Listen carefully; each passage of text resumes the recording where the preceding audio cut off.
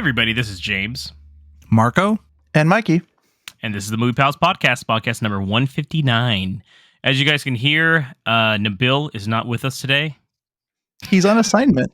He's you fucking die. don't have any traveling plans this week. Yeah, We'll now would be a good that. time to stay home, if you know what I mean. Yeah. He's out there. Passed a pretty big anniversary this last month, and I don't know about you boys, but Nabil just sent us a blank text. Like, you know when you get those bubbles that are just that bubble is just blank. Yeah, always just typing. What's he writing to us? I don't get it. He's really got a novel, right? Yeah. He's like, I just want to let you guys know. No, Nabil's out. He will be back hopefully the next pod. So we are going to move on without him, but he has let us know for our topic of the week for the movies that scared us when we were kids, his input on that. So I will be saying that later. So he we are also going to be told us if we disclose his location, he will kill us. Oh yeah, no, there's snipers on the roofs right now, definitely. But so we're going to be continuing our topic of the week, movies that scared us, with Mikey's pick from last week, which was 1939's The Wizard of Oz, followed by a main review of the Expend4bles 4. So without further ado, let's get into our topic of the week. It's the topic of the week. All right, so our topic of the week here, movies that scared us when we were kids, title pending, even though it's not anymore because there's only one of us left to do this at this point. We are doing Mikey's pick here, The Wizard of Oz. Toto? I have a feeling we're not in Kansas anymore. I'll get you, my pretty, and your little dog, too. I'm not afraid of her. I'll see you reach the wizard. The wizard, the wonderful Wizard of Oz. He is the Wizard of Wiz, if ever a whiz there was. If ever a whiz there was, the Wizard. Won't you take me with you? Why, of course I will. Hooray! Because of the wonderful things he does. Lions and tigers and bears. Oh, my! My little party's just beginning. Bring me that girl and her dog. Now fly! I'm trying to get home to you, Annie. We've come such a long way. The wizard will fix everything.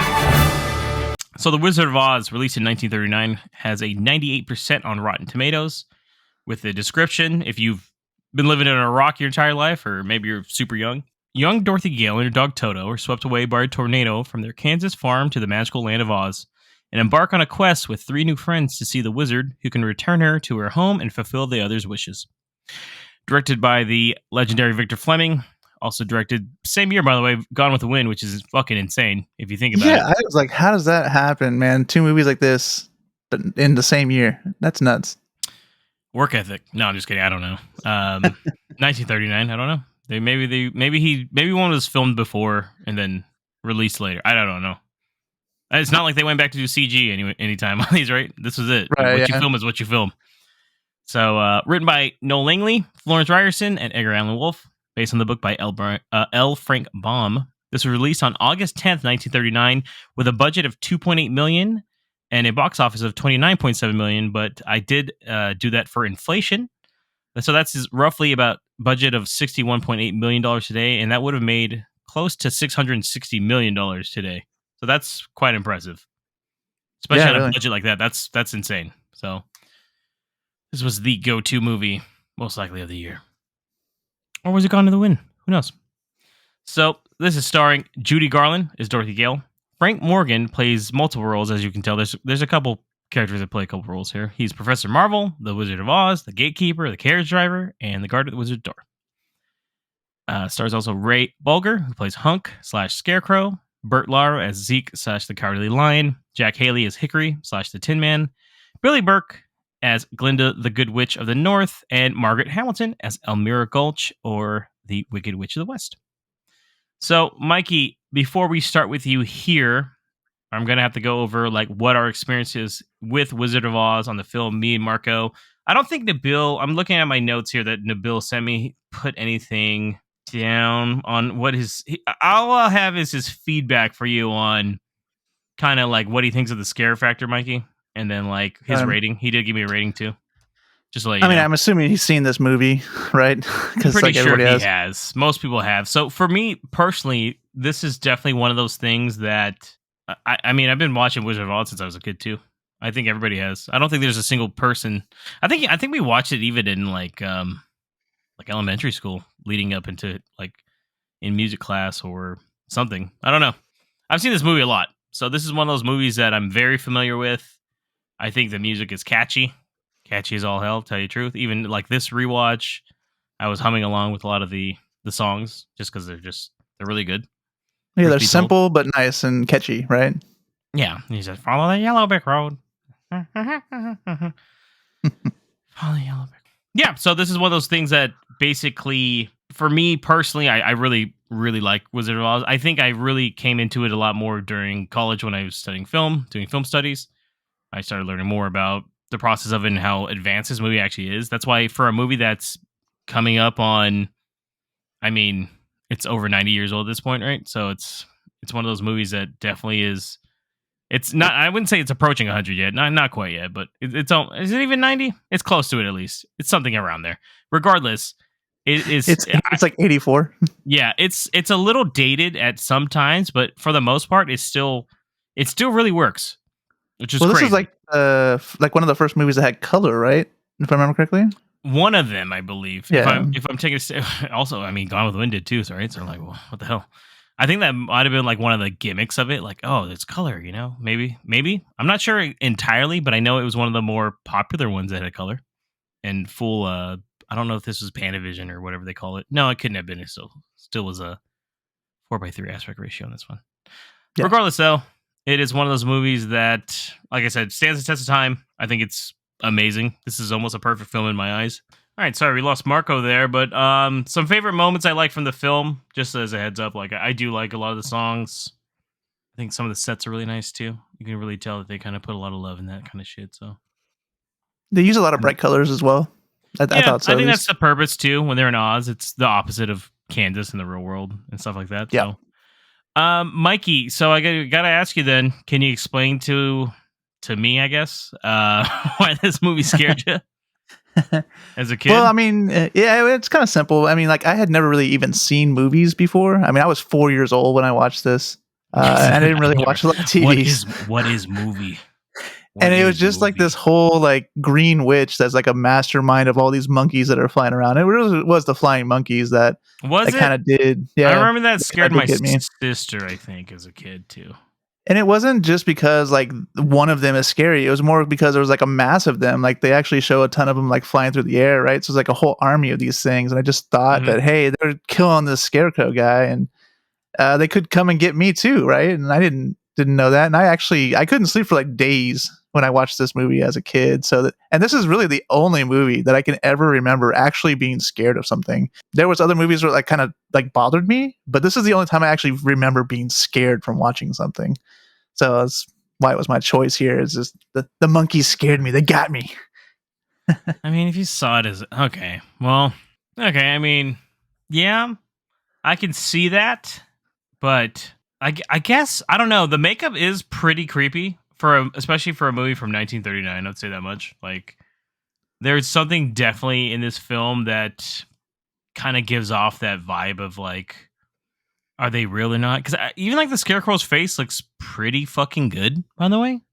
Yeah, because they use those knapsack things, right? Like, yeah, it really looks like even today, like legitimately, the makeup on this movie is really well done. Like, it looks good, and the witch looks creepy. I think especially 4K now, like her skin really pops too, and the monkeys are just creepy looking. They have very, you know what's creepy about them really is that they have very like lifeless faces. Like they just have. I can see as a kid you'd be scared because maybe you thought it was real. On top of that, like you said, so yeah, that was what I thought. I mean, I thought there was some mastermind witch out there that was going to hunt me down with some monkeys that are flying around. So yeah, well, I mean, hey, creepy, kind of creepy. This is Nabil's feedback on it here. He said, "Wizard of Oz, I suppose it depends how young you were watching the movie. Watching again, the monkeys were a little scary, and the Wicked Witch's makeup and cackle could be scary to a kid as well.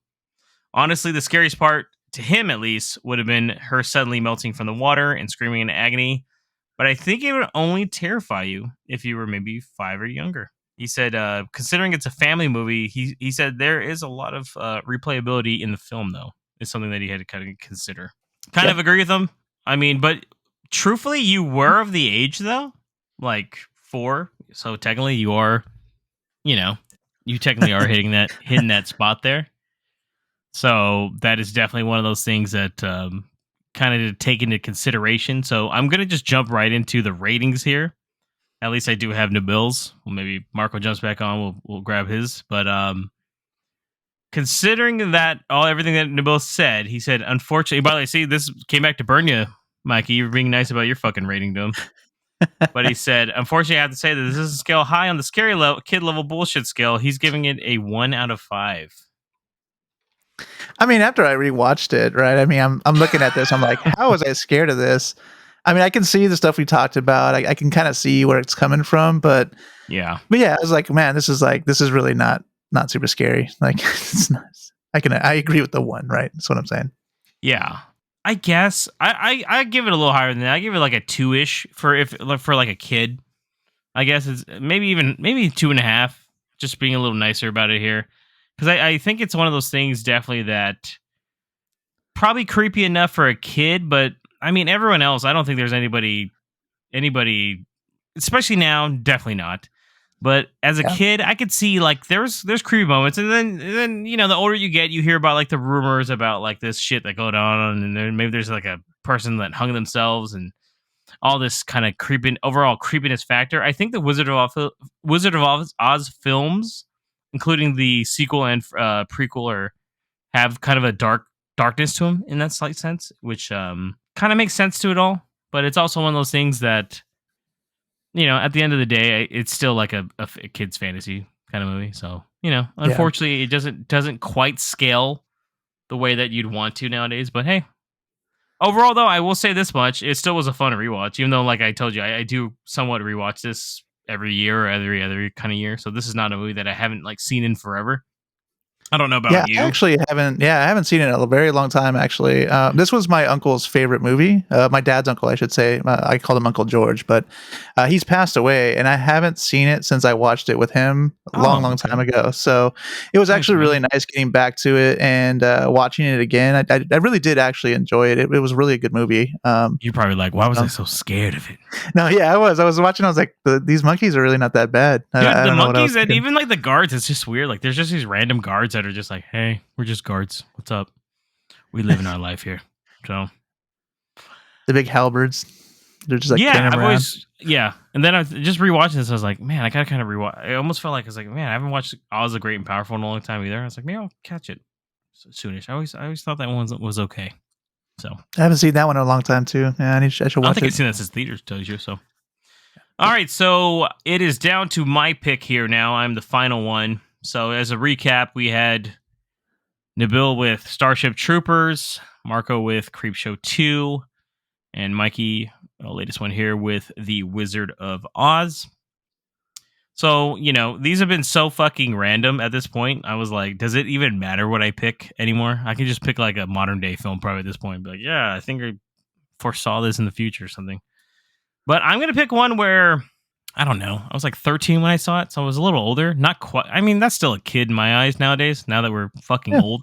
My pick for the film, for a movie that scared me when I was quote-unquote a kid here, title pending, of course, is 2002's The Ring. Very nice. Horror film.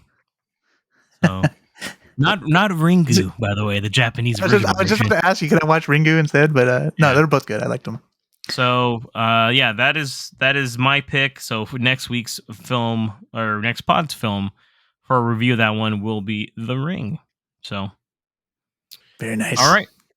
So let's move on now, Mikey. You and I together here to our review of Expend4bles 4. Fuck it.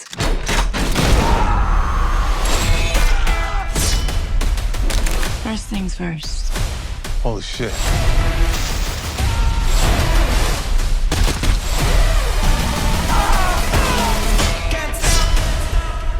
My mind is full of these brutal fantasies.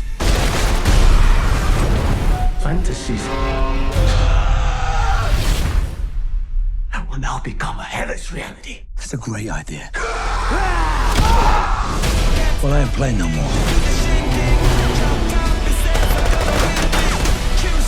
Hold on! You almost fucking killed me! You're welcome! Now that's what I'm talking about. Good to be back. So Expendables 4 is sitting at a 15% on Rotten Tomatoes. The description of this film is armed with every weapon they can get their hands on. The Expendables are the world's last line of defense and the team that gets called on when all other options are off the table. I have no idea why that is the description. That tells you nothing about the film, yet it tells you everything even about what they the film. are? I mean, that doesn't even match what they are, really, right? They're just mercenaries. Yeah, I mean, I don't actually, at this point, 4 movies in, I'm not sure who the fuck they are anymore. But they're just people, like, I guess they're like the Justice League or something. I don't know. They're the Suicide Squad. Roughly. Directed by Scott Wogg, who did Act of Valor in 2012 and Need for Speed in 2014. Some fucking real hits here. Written by Kurt Wimmer, who did Equilibrium in 2002, Point Break in 2015, the remake, and the Total Recall remake in 2012, as well as Tad Daggerhart and Max Adams. I read those, and I almost thought those were maybe fake names from the sound of it, just because it didn't sound good. I'm like, those sound like pseudonyms or something. Released on September 22nd, 2023 in theaters. This stars Jason Statham as Lee Christmas, Sylvester Stallone as Barney Ross, Curtis 50 Cent Jackson as Easy Day, Megan Fox as Gina, Dolph Lundgren as Gunnar Jensen, Tony Jaa as Decca, Iko Uwais as Swarto Ramat, Randy Couture returns as Toll Road, Jacob Scipio as Galan, Levi Tran is Lash, and Andy Garcia is Agent Marsh. So, before we jump into this review of Expendables 4 here, I'm going to ask you, Mikey, what is your opinion on the Expendable franchise before this film as a whole? It was like the previous trilogy of movies. I actually really liked the previous 3. The trilogy was really fun. I actually rewatched them, a couple weeks ago when I knew this was coming out, and really enjoyed them. I watched all 3. I liked all 3. They're just really fun films. They kind of have a little bit of comedy, a lot of action, people just getting blown away all the time. So it's just a nice, easy watch. Don't have to turn your brain on to watch them, but really kind of just fun action films. Like a throwback to like those old macho kind of films from the 80s, I would say. Like it's one of those things that definitely, Arnold films, Sylvester Stallone films, where like there's just a bunch of muscly old dudes just blowing shit up, and Commando and anything fucking Predator, fucking any Rocky film. Not really Rocky. I would say maybe like Cobra or some shit. Just dumb shit. The stuff is like dumb, but the super over the top, right? Yeah, always over the top, big guns, sweaty guys, just shit like that. Just some real weird shit. Time Cop, anything like that. But anyways, I agree with you. I don't mind the previous 3. They're not great, I'd say, by any means. Especially, like, I think it peaks with the second film. The second film itself has a lot of cool moments. I think they really get it by the second film, if that makes sense. Where they kind of got some cameo. There's a lot. I mean, these are basic cameos of the movie. If you really want to break it down, the way that things are set up with this thing, it's like Jesus. Like, who else can we throw in here? Who knows? Let's get Chuck Norris. Also, like I was talking about with you even before we started recording, anything with Van Damme, where he's just he's cool because he's the villain in this movie, in the second film. Yeah. Well, I thought the first one had like kind of a weak villain. Second one, Van Damme's the villain. Third one, we got Mel Gibson, which is cool too. But they toned it down a lot in the original theatrical cut of the third film, PG-13. Just bringing like a younger crew, and you get away from like the original Expendables, which is like the fucking only reason we're watching these things. Which I truthfully think this movie has somewhat of the same kind of issue. Truth be told. But overall, fun, like you said. The first three, at least. The first three are quite fun. It's one of those movies that I don't watch it often, but I did, just like you. Earlier this year, I watched all three of them just in preparation of kind of knowing that the fourth one was coming out. So I was like, yeah, let me go check them out, because it'd been a couple of years, and your thoughts get a little foggy, but for the most part, still a good little popcorn flick, if that makes sense. Yeah, so absolutely. We saw this movie together, and not knowing what we were getting ourselves into, I feel like they showed every trailer for this movie was kind of the same thing, like every time. Yeah, like every time. I don't think they showed a lot, and then we didn't realize that's because there's not a lot to show in this movie. What did you think overall about the Expend4bles 4, though, Mikey? Overall, I really don't. I don't have really anything good to say. I know it sounds kind of mean, but I mean, there's really nothing that's redeemable on this movie. The storyline's iffy at best. I mean, half the characters were barely used in the movie. So I just, it wasn't a very good movie at all. So I can see, I can see that. It is definitely, I don't know. This movie's almost hard to talk about because of how fucking bad this movie is. I wanted to, it's weird. The movie was like an hour and 40 minutes, something like that. Hour and 40, I think, yeah. And I think at one point I looked over at you and I was like, there's only 20 minutes left or something. And I was like, I don't think anything's fucking happened in this film. So, Marco, we got you back here. What did you think about the Expend4bles 4? I know it was okay. Truthfully, okay. I think I enjoyed it more than you guys. I think you did, because that's insane. Can you really call it an Expendables movie though? Because I mean, it's got the 90%. Well, this isn't really a spoiler, I guess. I don't know, but 90% of the movie is like Jonathan Statham. Really, like I'm like, oh, Jason Statham. Excuse me. Yeah, and I'm like, so. Is everyone just chilling in the trailer, just fucking eating popcorn or something while this dude films the scenes? Like, that was but aside from that, I mean, none of these movies are really asking like intelligent questions. They're very no. We talked about that. It's very turn your head off, watch people get killed kind of thing, but basically because the plots are just fucking ridiculous. It's like the Fast movies. So the plot to this was barely even a plot, truth be told, in my opinion. Kinda, yeah. I mean, it's strangely enough, it's like the weakest one in the franchise for me, but I also had fun with it, which is weird. My expectations were very low, by the way, at this point. Because I marathoned like the series like up until this point. And so I braced myself and I was like, fuck, here we go. Here's another one. So maybe that had to do with it. I also watched it with my son, Zan, and he was just happy to see Sylvester Stallone on screen because he's a big Sylvester Stallone fan ever since the Rocky movies, because we watched them all. But he was just happy to see that. But then like, well, I'll say it in spoilers, but yeah, I mean, that was really like the main attraction for him, but he enjoyed it still too. Maybe that had to do with it. Also, because I'm sorry. Go ahead, Mikey. Oh no, I was just gonna say. I mean, like he kind of mentioned already. Like the main person in this whole movie is Jason Statham. At least they picked the person that could do the main person the best. I feel like, to do the main transporter, sir.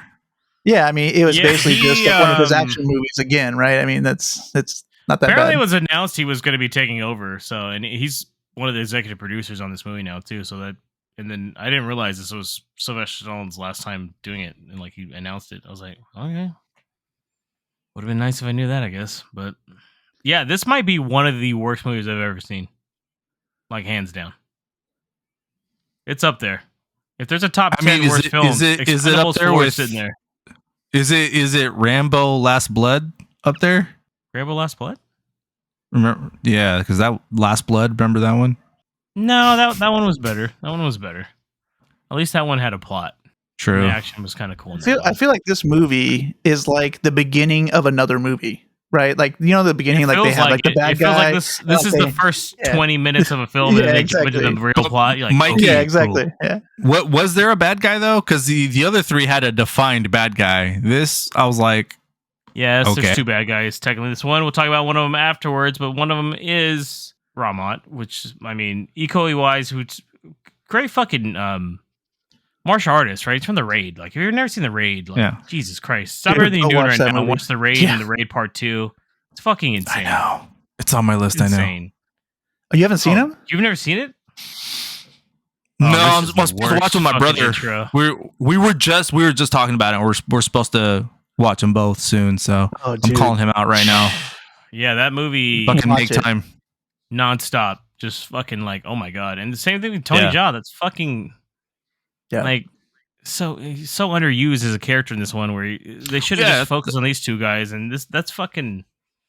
You know, I mean, I think they could have a rivalry, right? They would have done well as a rivalry, those two. I thought. Yeah, but they have like no screen time. I'm like, okay, with each other at least on top of it. Yeah. But I mean, we're jumping ahead of it here. So especially if you're gonna be introducing like new characters or showing like younger actors, like why not focus on them who have like really good choreography? So yeah, they're like Ong Bak. No, we're good. I guess. No, we're fine. I've never heard of that. Like, oh my fucking god, dude, really? He jumps off an elephant in the third one. So, no, really, those movies are insane. I think they're a little fucking too much, to tell you the truth. But so, I mean, our thoughts on Statham is like, I didn't mind it because truthfully, Sylvester Stallone's old as fuck, guys. So like, I get it. Like, he can't be around, and without getting in too much, I'm pretty sure. Like, I don't think did he sit down the whole movie? I don't think he got up one time, and then a stunt double did a thing for him, and then after that, he's like, "That's it, just gonna sit around." Fucking. I mean, you can barely understand what he says too. So I mean, I was like, "What?"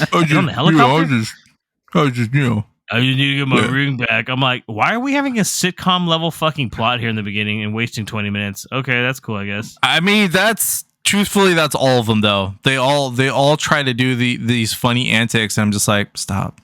I guess, but for me, at least they worked in the other ones because I actually enjoyed the main cast outside of the third movie.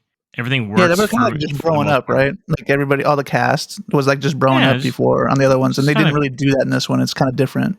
Yeah, they make it like we gotta go into spoilers, I guess, with that. But so let's just talk about like new characters then real quick. We got 50 Cent. He's playing Easy Day. He's a new kid. I mean, he's a fucking 50 himself, literally. Megan Fox is coming in, reading her lines directly from a cue card. And then, we talked about Tony Jaa. And then Jacob Scipio, who is Galan, who is supposedly Antonio Banderas' character for the third one's son, right? Because they couldn't afford Antonio Banderas again, from the sound of it.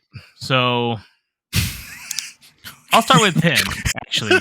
That guy is doing his best Antonio fucking Banderas impression I've ever seen in my fucking life. Like, they basically like, hey, we can't afford Antonio Banderas, even though this movie costs over $100 million. So can you just pretend you're him the entire time? Because we liked his comedic relief in the third movie. Dude, no joke, though. He actually does seem like he's the same person as the other we can all movie. do the Puss in Boots accent, Mikey. Fucking Marco could have done this role. Puss in Boots. But, I mean... It's crazy. Yeah. I don't know. Does that explain like the shared history supposedly that he had with Barney? Because I'm like, dude, you act like we've seen you in like the last 3 fucking movies, and I don't know who the fuck you are. I didn't know you were supposed to be Antonio Banderas, son, dude. It's just lazy. Well, no, I was like, I mean, they one-liner it, right? He's like, "Oh, that's his son. You hired him last week." He's like, "Oh, I don't remember doing that." Dude, you mean the first who was talking about the first mission where there's remember I told you, Mikey, and they just keep talking and just talking and talking. Just I looked over at Zan and I was like, "Bro, do you know who he's talking about?" And he's like, "No." I was like, "Okay." You're like, "It's fine. Just watch. He's funny though, right? Look, it's cool. It's dollar store Puss in Boots. Look at him. He's funny." Why does he talk like you, Dad? Gee, fuck. Thanks. Like Puss in Boots, yeah. Puss in Boots. Puss in Boots.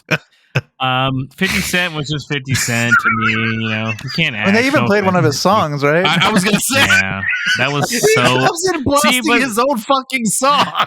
But that was so corny, man. I'm like, fuck, It man. was. Like 20 years too late, man. Like, no offense. Megan Fox was just there just for eye candy, I guess, just to be like, hey, look, it's Megan Fox. And then I mean, she was all right. It's just she literally says a line where she's telling the group some stuff. And I was talking to one of my friends about this. And I was like, he's like, dude, I think she was just reading that off of a cue card the whole time. Like, sounded like it to me, man. Or that's just the way she talks. I don't fucking know, dude. She's fucking terrible. Yeah.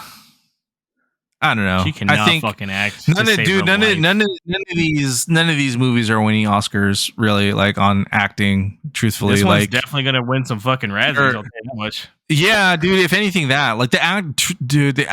Man, they all have cringy lines, dude. That's the thing. The other ones, they're okay having cringy lines because it's like almost like they're in on it. This one, they're trying to be too fucking serious about it. And just saying shit like, oh, am I supposed to think Megan Fox a badass or something? Like, oh my god, she's taking over, man. She's really like awesome. No, fuck no. She's fucking terrible, dude. Sorry. She was okay. Truthfully, bad. that was probably more believable than some of the other shit that I saw in this movie, but no, I mean it's all dog shit, so it's just what was a better piece of dog shit, I guess. Yeah. So which one smells less shitty, I guess. Tony Jaa was cool though. He's just really fucking Asian. Just was laughing just because he's so random. It makes no sense. He gets the boat and then he's catching up to a boat and he's like, I don't have to fight. And then out of nowhere, I'm here to fight. And I'm like, yeah, I didn't buy that for a second. I was like, nah, dude. Fucking Tony Jaa is Mr. Predictable. That's cool. Yeah. Sherlock Holmes is in this movie too. Holy fuck. Don't worry, I'm here to help you. Let's fight. So, so then we got Iko Uwais as Rahman, right? He is probably one of the most underutilized villains because he's truthfully not the main villain. We'll get into that in a second, right, guys? But what did you think of his role? Like, did you buy it? Did you feel like he needed more screen time? Maybe something else with his character, or is it just a plot? What do you think, Mikey? A plot? Yeah, that'd be cool too. Truthfully, when they go on the boat to the bomb, I thought that was like, I was like, oh, they'll go to another set after this. I was like, nope, that's where the movie ends. I was like, holy shit, they've barely gone anywhere. There's like 2 scenes in this movie. Holy fuck, man. Bar scene, planning, boat, done. I was like, oh my god, did I write this? Sorry, anything else on that? Mikey, I mean, he worked with what he had, right? I mean, he didn't really have much to work with. I mean, there's really not that, and they had that whole subplot with the other villain we're talking about here that we'll kind of talk about a little bit more later on. But I mean, did they even need that? I mean, I don't even think they needed that. It would have been better if they just made him the big bad and just kind of had a better storyline for that. If it was less predictable, it would have worked better. But I knew who the bad guy was going to be from the fucking trailers. Like I was like, there was a lot of stuff the movie didn't need, Mikey. Truthfully, yeah, no, I agree. Like probably didn't even need to make. Who is this? Who is this character? So then, what did stand out to you then the best? What was your favorite scene then, Marco? Like, what worked? What did work for you? You obviously had a lot more fun with this than we did. Truthfully, the boat scene really towards the end where Jason Statham is just fucking murking everybody, dude. I was like, truthfully, you could have had just a whole like I guess movie on him, yeah, it's called like Meg 2. Yeah. He actually has a scene where he's killing people in a boat. Holy fuck. It's like Hobbs and Shaw meets the Meg, dude. Basically, it's like you could have just done that. It could have just been like a spin-off. Like it didn't really have to be. Yeah, actually, that's basically because it's basically what it was. It was fucking 90% him anyway. But I mean, I thought that was really cool. Like, and then I mean, I guess when the team gets together, but I kind of feel like even those scenes were kind of like half-assed as compared to the previous films. People have seconds apiece, right? There's no chemistry with any of these people, man. Yeah, even when Lash and Tony Jaa were fighting together, like, okay, they were just fighting together. They weren't even like chemistry or anything like that. She just showed up. She's like, oh, yeah. no. Don't worry, we'll fight this. I like that though. I just kind of like what James said. I mean, it should have just been more Tony Jaa scenes, and you know that would have helped it. You know, would have been added. It would have added a little bit of a different element to it. You know, more of a martial arts thing instead of just brute action. So that was pretty cool. But those were really like the standouts. If I'm being honest, I didn't know also. And I don't know if this really changes anything, but this was Jackie Chan's stunt group that did all the stunts and everything. So I don't know. It's like I didn't see that many stunts that were crazy, like I would think of a Jackie Chan film. And I read that before I watched the movie, so maybe that kind of pumped me up a little bit. But you know, I mean, I'm a big fan of Jackie Chan movies, and like the stuff he does with like the random shit he finds. You know, I wish they had done some of that stuff here, and I'm only laughing, scales a Mikey. wall or some shit afterwards. I'm only laughing because I would have thought the same thing if I would have read that. Right?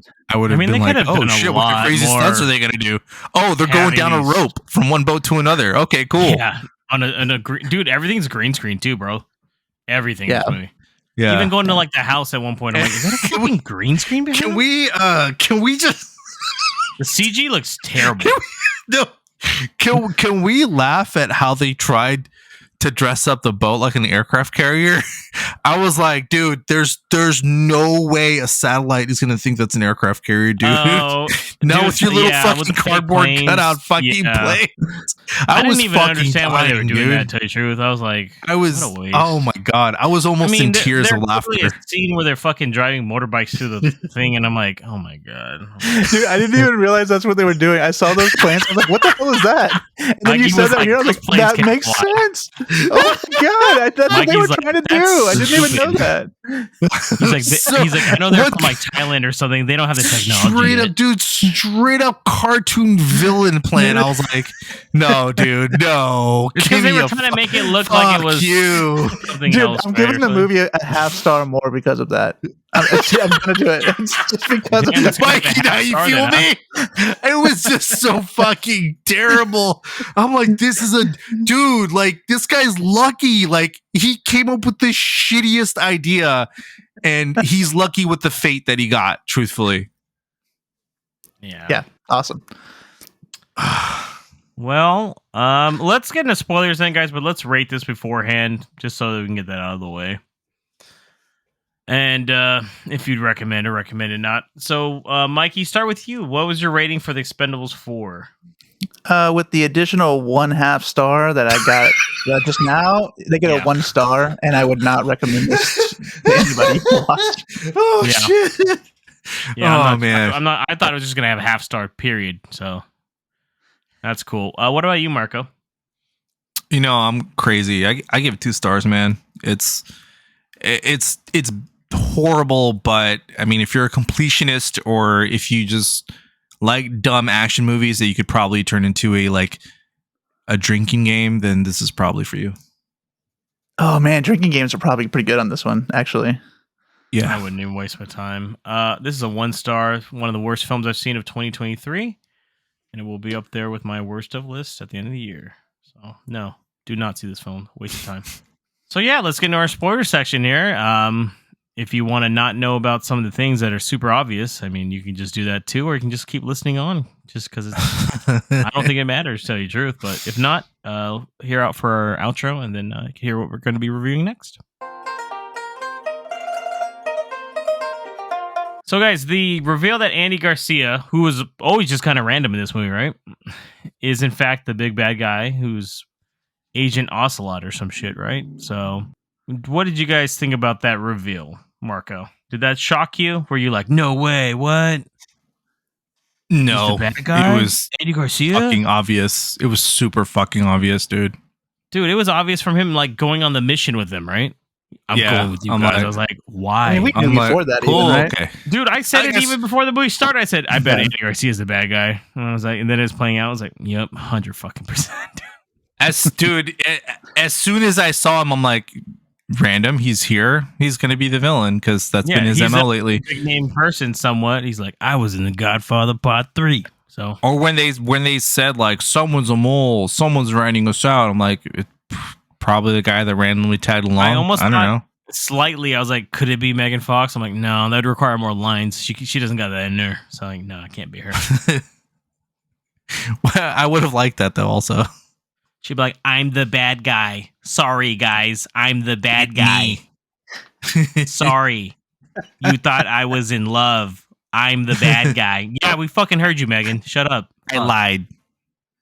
I'm still wearing my hair down, even though I'm on a covert ops mission. Oh, whoops. Bitch, put your hair in a bun or something. What the fuck are you doing? Oh man. Fuck, sorry. I just saw that. I was like, oh, okay. Never mind. She's still You wearing ain't no makeup, Black Widow. Anyway, sorry. Yeah. Did you guys think it was funny as fuck? Because I mean, Mikey knows. I laughed my ass off when they showed the fake out death scene for Stallone in the body. I was just dying. I was fucking dying. I was crying. I was like, dude, no way they showed him this fucking like blown ass body out. I'm like, dude, what a fucking dude. I think they should have left him dead, dude. I felt like that would have been a harder hit.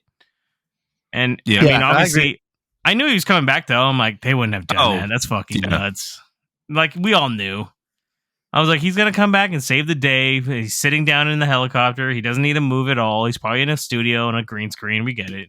Probably might be his house.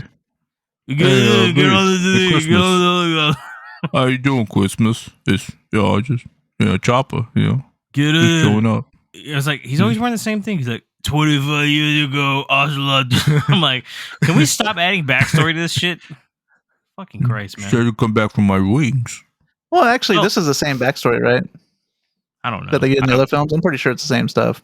Is they it? just kind of flushed it out. No, I don't think it is. They made this I must have deleted that from my brain. It doesn't matter, Marco. That's the thing. It doesn't matter. Just so this is his last film, and he definitely he only has, I think, like 10 minutes of screen time in this movie, which is crazy. No, I know. He looks at the camera and says so, James. This is my last movie. He's like, okay. I don't know why he just said Sly, that. you can't be doing that on the screen, big guy. He's like, sorry, please help me get out of here. I don't know. I'm a little punchy. I'm sorry. Is this Rocky?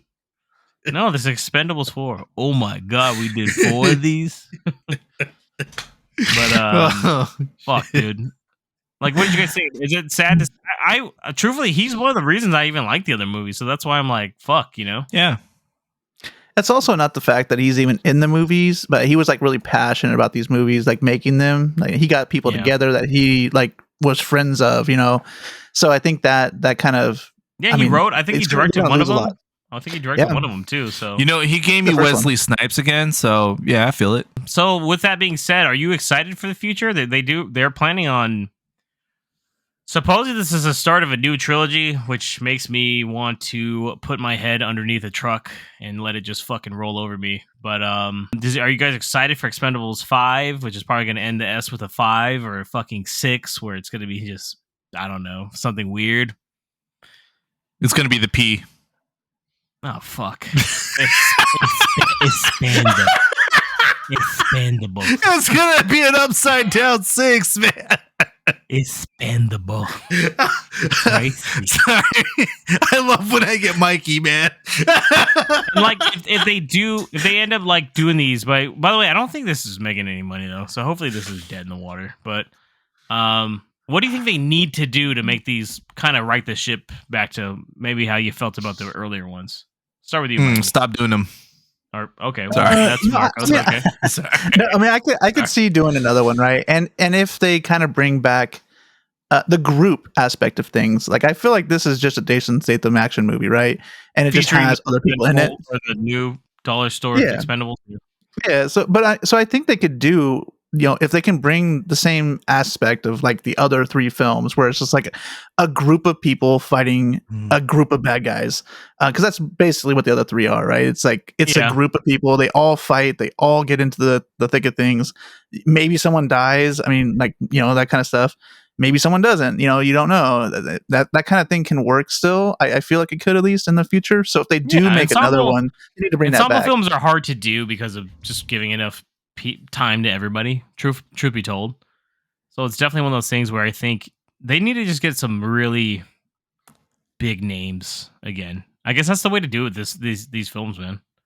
Like, think of a bad. Like, there's rumors for like Jackie Chan might have been in it. There's like Hulk Hogan at one time, Pierce Brosnan. Like, dude, go grab those fucking guys. That's how you make it successful.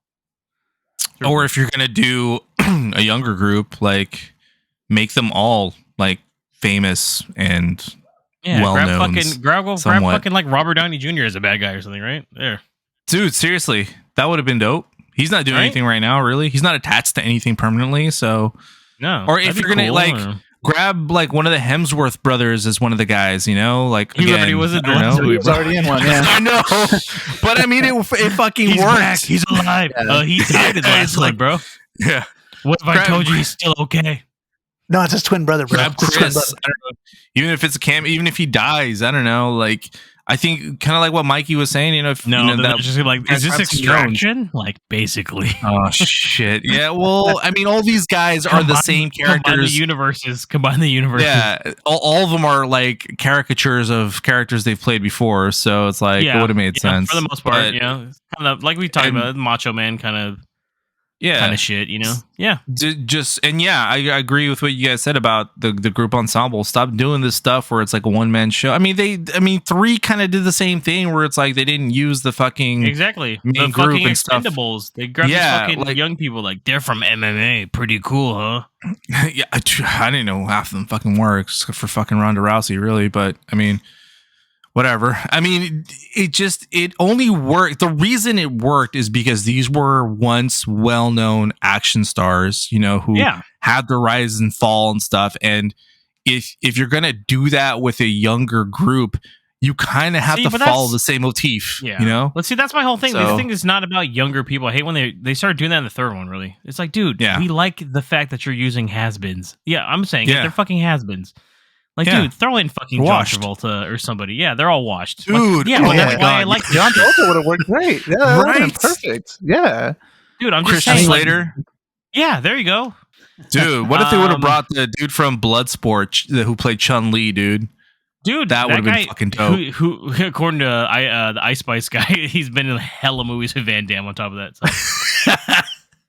He used him in hella shit. I'm like, oh, he's always the bad guy, I guess. Well, fucking that's dude. Cool. If he would have been the bad guy, I'd be like, holy shit! Everyone knows who he is. See, but we're just we're changing a lot. They're just saying it needs to really do a spark here, not just some fuck. And especially with the amount of money they spend, like, dude, go to more than 2 scenes. Give me an adventure. Go to some go fucking globetrotting. Like, come on, guys. Yeah. Fuck. I mean, even the third film that was more like this one, they went to 4 locations, I think, right? I mean, in that one. So it's like, even that one that kind of did a little bit of the same stuff as this one here. At least they had some substance. Any other thoughts, guys, before we, as Nabil would have said, we've beat this dead horse now already, so. I got nothing else. Yeah. What we don't.